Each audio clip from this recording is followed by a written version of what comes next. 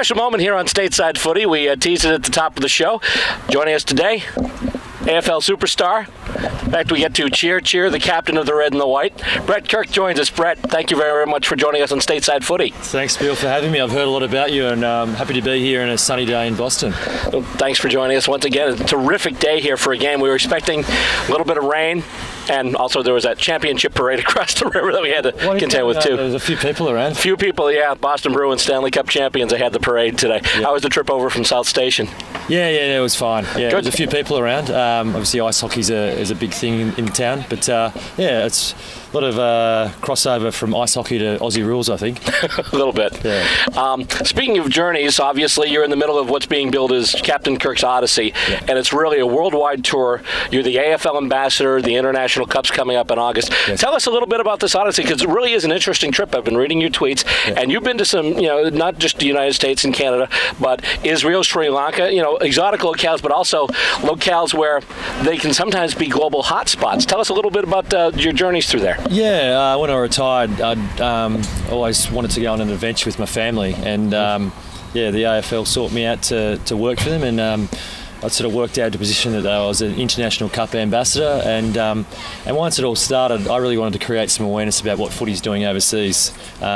Footy sometimes, everyone can think, it's just played in Melbourne and different places in Australia, but through my travels, this is no longer just an Aussie sport. There's people all over the world adopting the game, and I wanted to show how the passion that people have. And as you mentioned, a few places I've been. I left Australia sort of mid-January, and basically going around the world with my wife and my 4 young kids, and I've had an amazing experience. And see, early on we went through quite a few different third world countries, and just to be in places like South Africa, and footy's played in a lot of the townships there, so to see kids with absolutely nothing be out on a dirt track with no shoes on, no shirt, and I'd be doing handball drills, and then all of a sudden they'd start singing and dancing, and it just made my heart smile to think footy can do this for people, just not only in Australia, because I think it's the best game in the world, because it does create a community sense and bring people together, and that's what I'm seeing everywhere I go. It's just the quality people involved, and it's not always expat Aussies. Iceland and Croatia, pretty much all locals that play the game, and I've really loved going and connecting with people, really connecting with people's spirit, and love being on this journey, and look forward to getting back to Australia and really sharing with people what our game's doing for people. It is a game that's so easy to love.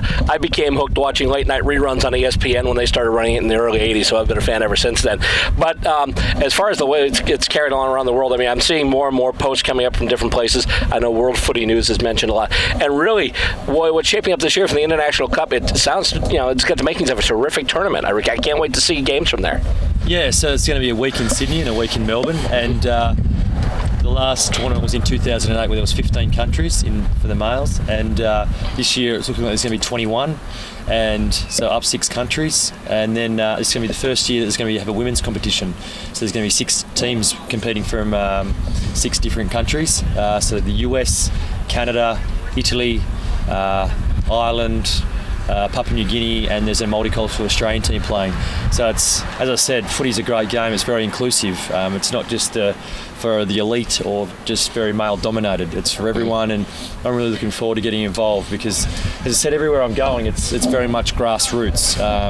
Obviously, I was involved in the AFL for 12 years at a professional level, and but I grew up in the country, watching my dad play and getting involved in the country. So I love getting out here, and people are here because they love it, and they want to connect with other people, whether they're here as Aussies or from the US. It doesn't really matter. Once you're out in that field, you're out there just to have fun and enjoy each other's company.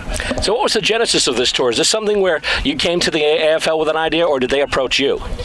Yeah, it sort of was multi-pronged, I guess. I was sort of thinking a certain way, and they were sort of thinking that they want to do some work with me. So this guy back in the AFL, Dave Matthews, was quite a visionary in terms of where he wants to take the game and where he wants it to grow. And it just it evolved, and all of a sudden it took wings, and it was January before I knew it. I'd only been retired a few months, and I'm jumping a plane travelling to Sri Lanka. So it's pretty amazing. And Just you, Bill. So you want to talk us a little bit about how you got involved with footy?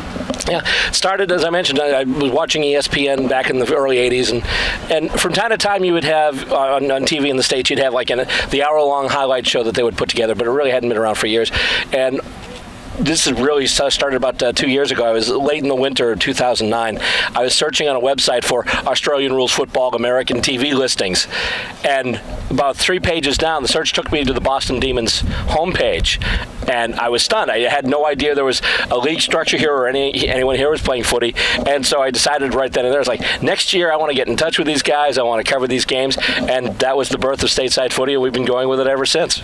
Wow, yeah, I've been to probably 16, 17 different countries. This is the first time I've ever seen games getting filmed. Is this something just for the old love of the games? Absolutely. Absolutely.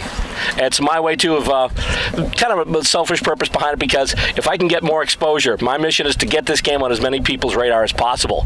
And in doing that, maybe that means that the powers that be will start beaming in more footy from the AFL and other places, too. So in that, I guess you could say it's a little self-serving, but also, these people put in a lot of work and a lot of effort and really, put on some great events and some great games. Like, for instance, today's thing, obviously we had a little competition across the way, but they do such great work, and I'd love to see them get recognized for what they do and have more people realize what a terrific sport Australian Rules Football really is. Yeah, I totally agree. I think it's the best game in the world, and I think it's great seeing people that are passionate about the game like yourself. I'm coming into contact with them all the time, and most of them are all volunteers that no one gets paid to do it, and it's all about the love of it.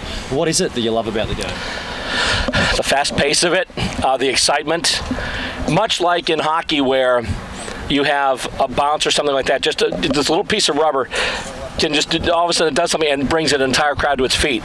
Same thing, like for instance, watching last year's grand final. Anytime, it seems especially anytime the Pies kicked a goal, the entire place just erupted. And just something like that can bring that kind of excitement and energy into a place. It's just an exciting game to watch. It's one of the games where really just, it's not like baseball. It was my first love, but sometimes it can get a little sedentary. But Aussie Rules, they're always going. Yeah, for sure. And I think also you mentioned before about the importance of it getting on TV for people to watch. I totally agree. I think people need to actually be able to see the game and be captured by it and then want to try to join somewhere. So can you just tell me, so you've got a lot of cameras here and you're doing a lot of work. Where is it can you watch your footy? Well, our flagship station is Wilmington Community Television in Wilmington, Massachusetts. It's a local cable access station. The show can also be seen online. Anytime the episodes are done, they get posted right up online. We have a site. We actually have videos on the Vimeo and on YouTube, but our main site's on blip.tv, and that's where people can watch the episodes. In fact, this week we just got our 4,000th total view online. So there are people out there watching the program, which is awesome. Yeah, that's great. That's great. And do you think the US people can adapt to the game of Aussie Rules?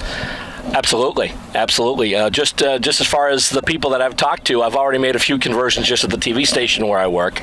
My wife, one day she came home, I was watching the hour-long highlight show that the AFL used to put together, and she's like, "What are you watching?" She sat down, half an hour into it, she was hooked. To the point where now she's coming with me and doing these things. We've traveled to New York, and we traveled to Baltimore, and we're traveling to Austin for Nationals this year.